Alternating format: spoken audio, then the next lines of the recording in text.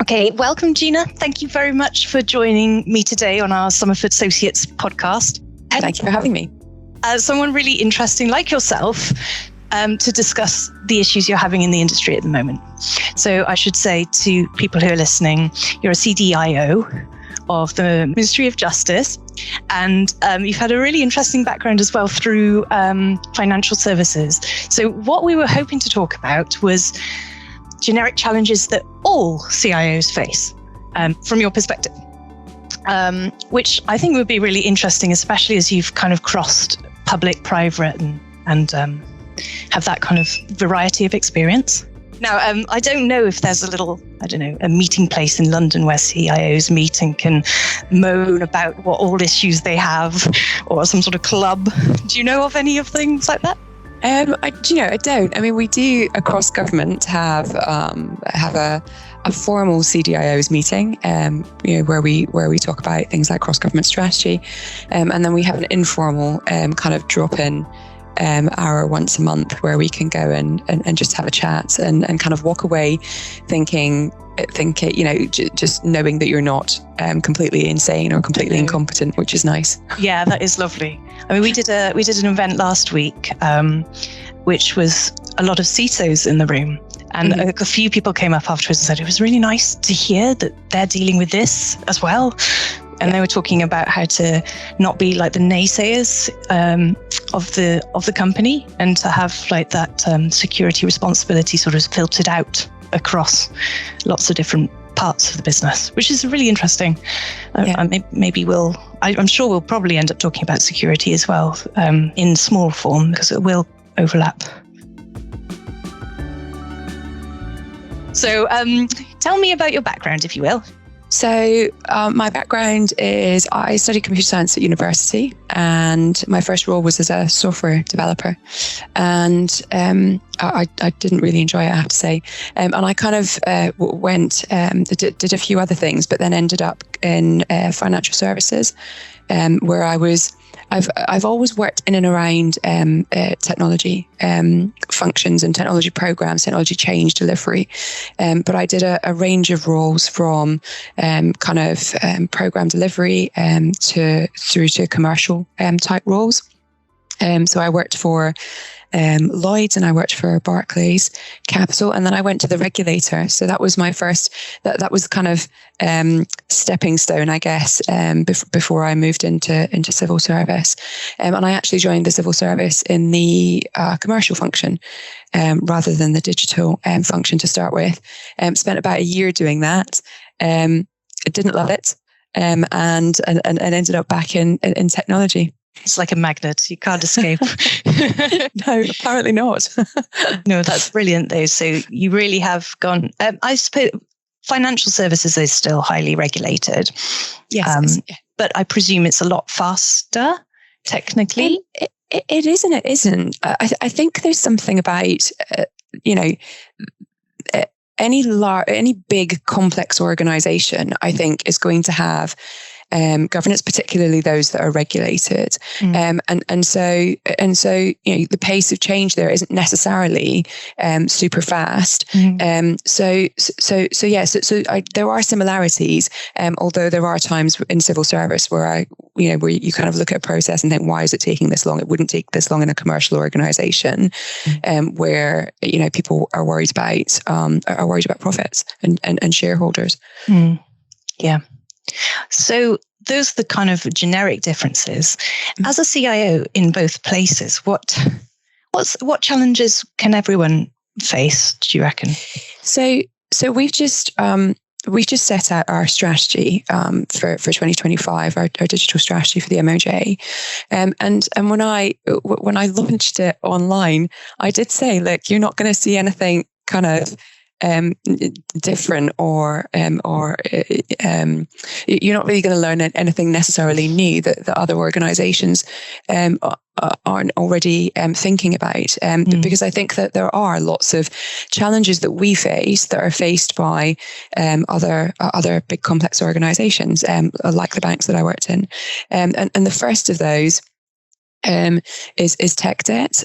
So we've got a lot of legacy technology, and some of that's old technology, some of that's not that old technology, but just goes so fast.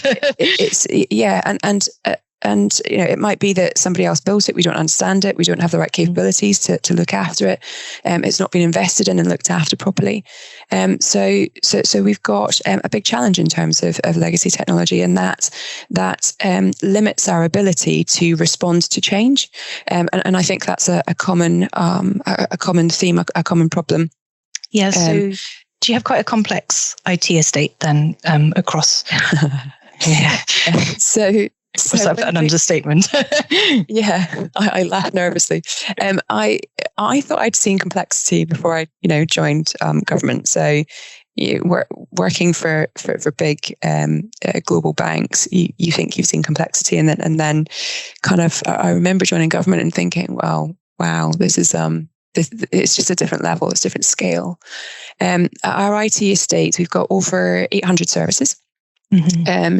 We provide services to over 86,000 colleagues across 100 locations across the country, plus the public, so millions of public users as well. Oh.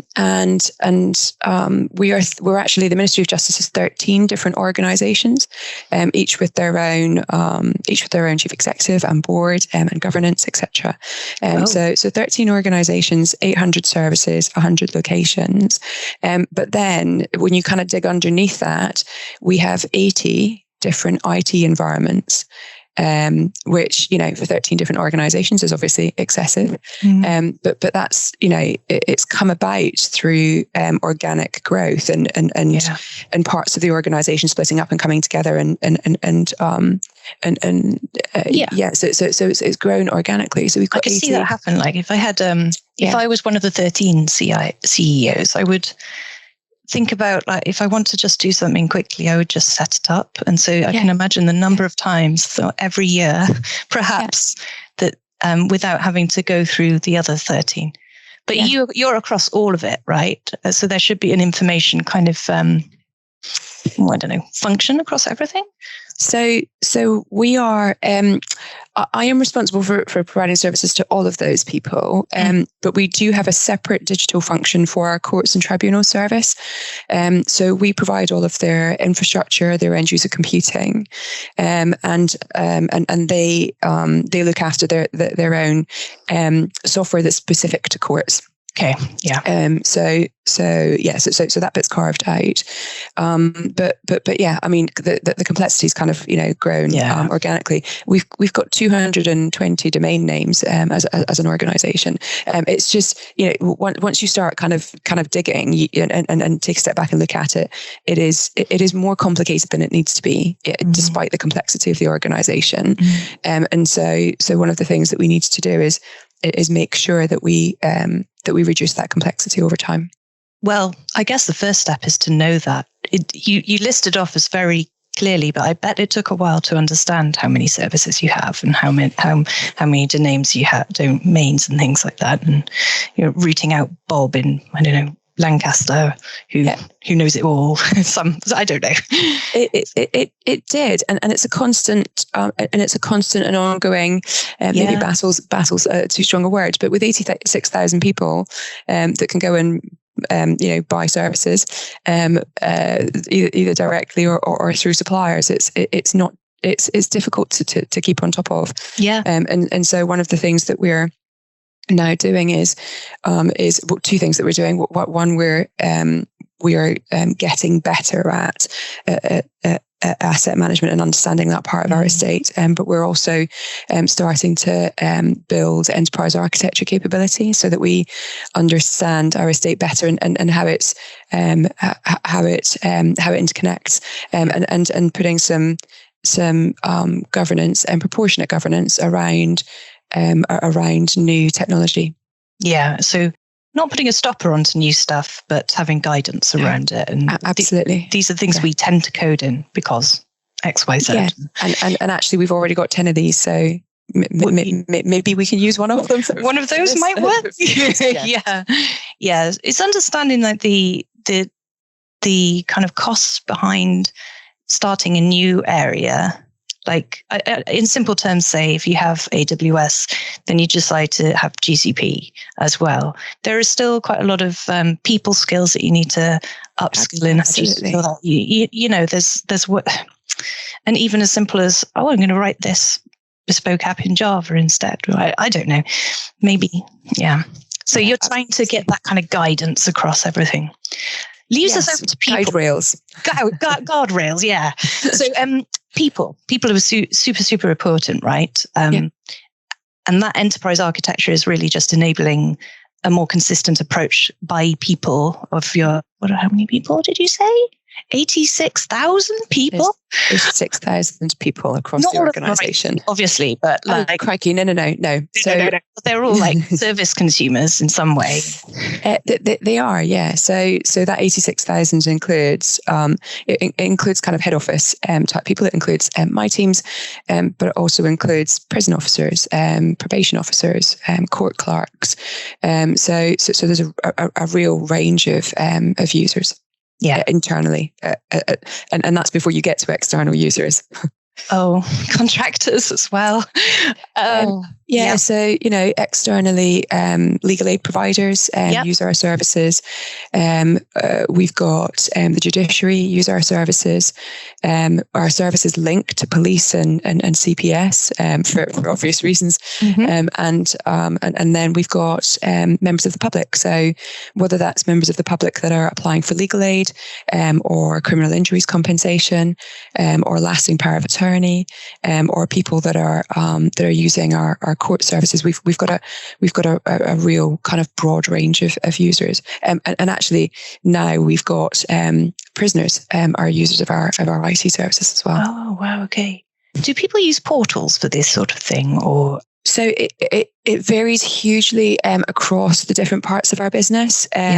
We do too much on email, and I think traditionally parts of our organisation have run on kind of shared mailboxes and email, and we're kind of slowly but surely moving away from that. And then you kind of so we range from that all the way through to really big complex monolithic systems with kind of front end portals that allow, for example, legal aid providers to send information or get paid. And then through to our more recent services that we've been building, which are kind of online digital gov.uk type services. So the ways of working then, yes, and securing all of that. Are you lucky enough to have this kind of security responsibilities, or do you have a partner in crime for that? I have the wrong thing to say. That's not the right way of saying it. A Robin to your Batman or something like that. Yes, I do. So we do have a separate head of security in the department that is responsible for security across the piece. So including physical security, including cybersecurity, including information security and information management as well. So that responsibility is thankfully shared rather than all mine. Yeah. So then we've got your tech debt challenge, which everyone will have. I mean, especially the way you explained it, like you could be a franchise like co-op and have that kind of structure. Absolutely, yeah. Enterprise architecture, trying to kind of plan that in guide rails, and then what about the people who are in your team and like ways of finding people? Do you have challenges there? Yeah, so there's kind of two aspects to our strategy around people, and the first of those is around ways of working, and so and I'm going to generalize here horribly. So typically, the way that we in the MOJ and more broadly across government, and actually similarly in financial services work, is that somebody writes some policy, and that policy is usually really complex, and then that's handed over to operational colleagues to put processes around, and to create. To create the ways of working, the processes, etc., to be able to run, to be able to implement that policy, and then someone comes along and says, "Oh, those IT people, we should probably speak to them." to see if they can put some technology around this to make it simpler. And the answer is no, we can't make it simpler at that point, because the complexity was created at the point that the policy was created. And so if we really want to get out of that tech debt cycle and get away from building technology that's really complicated and really expensive to run, maintain, change, we've got to change the way that we develop policy. And we need to develop policy in a way that is that can be implementable. Yeah. I'm not sure that's a word. That can be implemented easily through technology. And so we've got one part of our organization where we are doing that, and we're really seeing the benefits of doing that. Yeah, I can imagine. And so that's a really important strand of our strategy for me. Because did you pilot it? Sorry, Gina. Did you pilot it with a part of your organisation and got them to be in the room? So we have a part of the organisation called the Office of the Public Guardian, and they're responsible for guardianship for those that aren't able to look after their own affairs. And as part of the original GDS, Government Digital Service Exemplars, the OPG was one of those. And so it's taken a long time and experimentation to get to a point where we've got genuinely digital teams and operational teams and policy teams working together to implement policy in a way that can be easily implemented operationally and digitally. And it's brilliant to see, but it is a completely different way of working. It's true multidisciplinary teams, and it's really focused on the end user.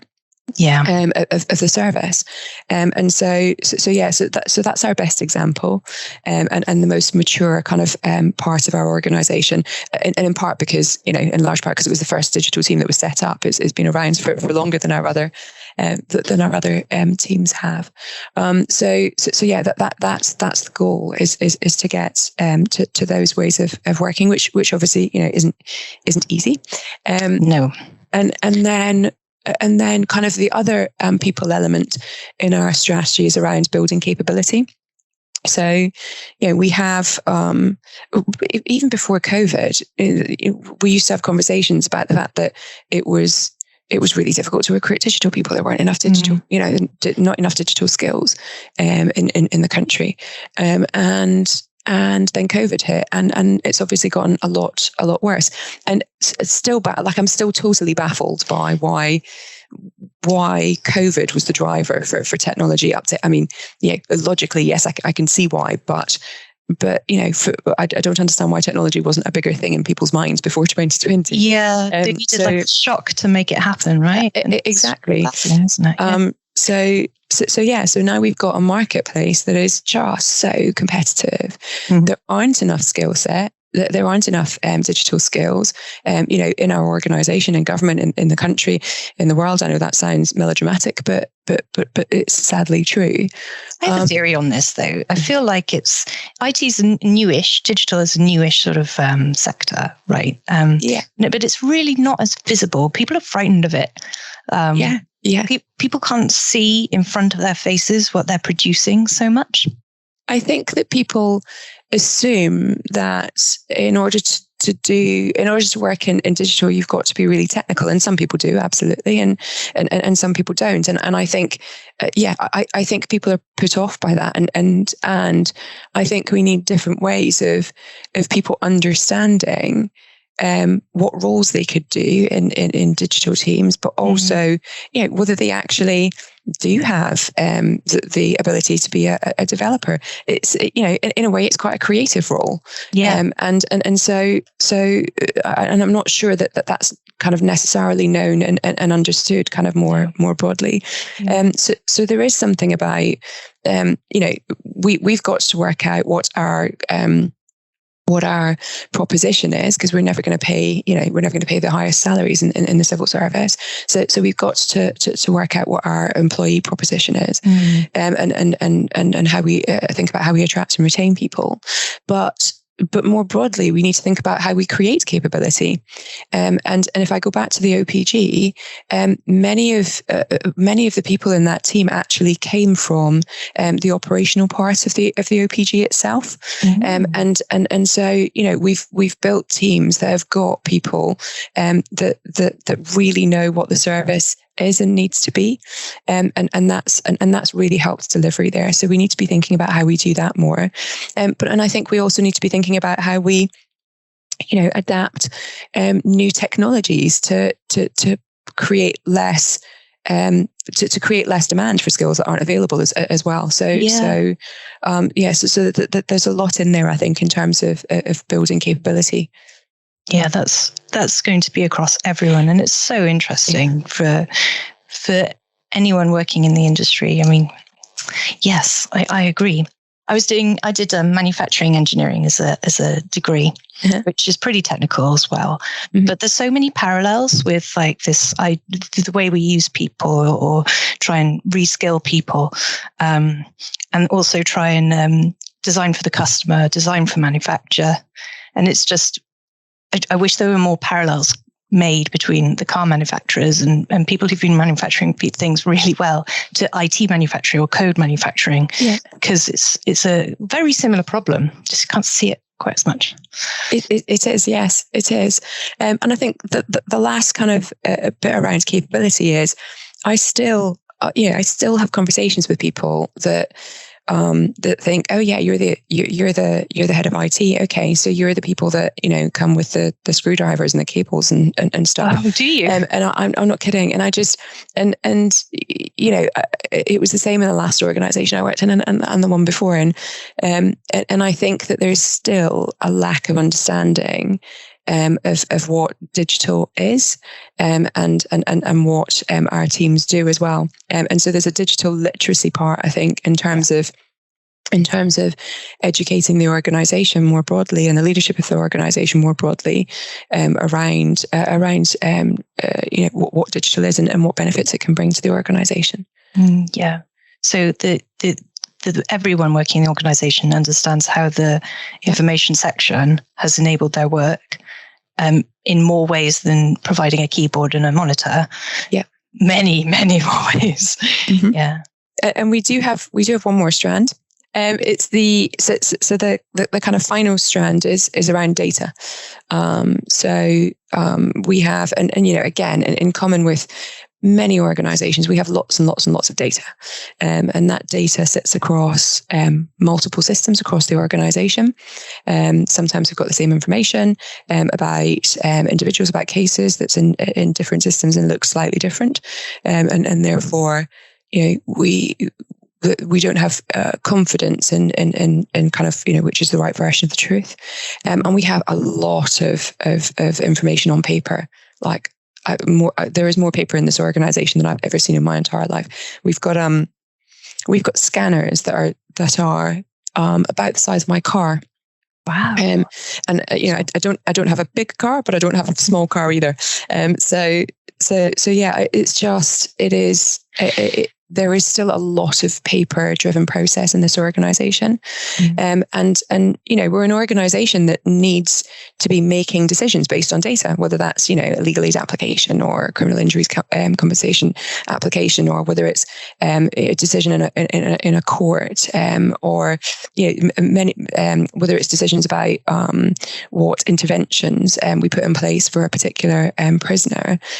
We need data to make those decisions. And at the moment, we have that data somewhere in the organization, but what we can't do is join it up easily. What we can't do is make it available to those people that need that information to be able to make the right decisions.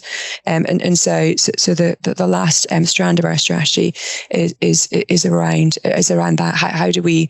How do we create the ability for that information to be available for the right people at the right time, and then that kind of dovetails nicely in with our soon to be launched Digitalstrategy, which our data analytics team owns, and their strategies about what do we do with that data, how do we use that data, but for me it's about how do we make that data available. at the right time, to the right people, without duplicating anything and then having another version of the truth somewhere. Absolutely.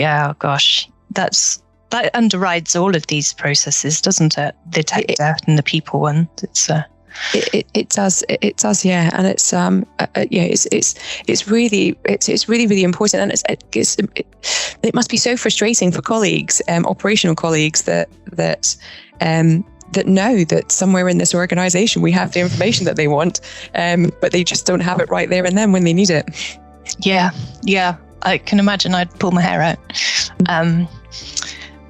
But then yet another reason they're so valuable. Stick with it. No, so you're really thinking of how to enable them better with the data that we've got. Yeah, makes sense. So I think this will be just fascinating listening. I've found it fascinating myself to just sort of sit in your shoes for a few short minutes and kind of understand the challenges that you're having. So thank you so much for sharing all of those. No problem at all. Hopefully for other CIOs out there, it might feel like a little, exclusive club that they've been able to hear the challenges that someone else is having too. But yeah, what would be your takeaway for someone listening? I guess a couple of things. I don't think that, as I said at the top, I don't think that our problems are unique, and I think that many others are facing the same issues.